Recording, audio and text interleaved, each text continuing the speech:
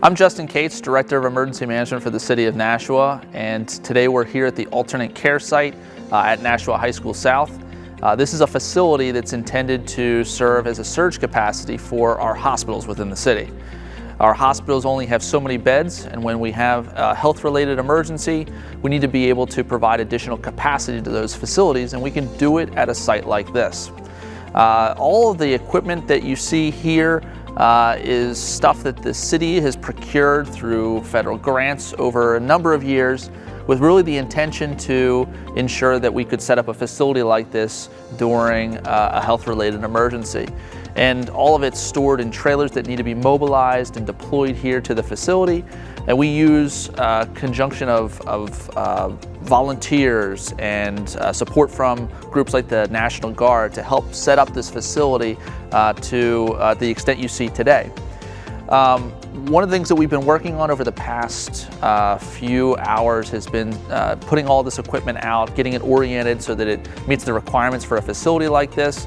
But we'll be working in the coming days to develop a plan on how we would restock medical supplies and ensure that we have the staffing necessary to operate a facility like this. There's a lot of stuff that goes on behind the scenes when putting together a program like this, ranging from the feeding of people who might be here at this location, janitorial support, even security here at the facility. And all of that needs to be done through a coordinated effort by our public health officials, emergency management, public safety, and many other stakeholders at the state level. This is one of two rooms that's set up here at the alternate care site, each one having around 80 to 90 beds available in it. So I'm going to show you guys the next room. So here you can see the other room that we've set up. In some cases, we'll use separate rooms so that one can be used for people who are dealing with whatever the health-related emergency is, and the other one can be just as general surge capacity for those that don't have that same illness. It really depends on the type of issue that we're dealing with during that emergency, and our public health officials determine what the capacity and the setup of the facility really needs to be. And as you can see, the types of things that we've set up include the cots for people to stay in. We also have tables that could be used for nursing stations and medical support.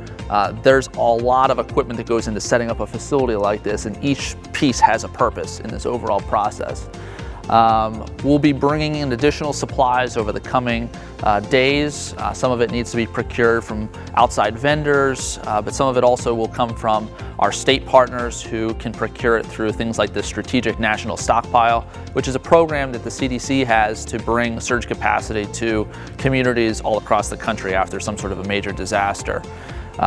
This is something that public health is taking the lead on, and they'll guide our partners here within the city on how this needs to be set up and how it needs to be operated in the coming weeks.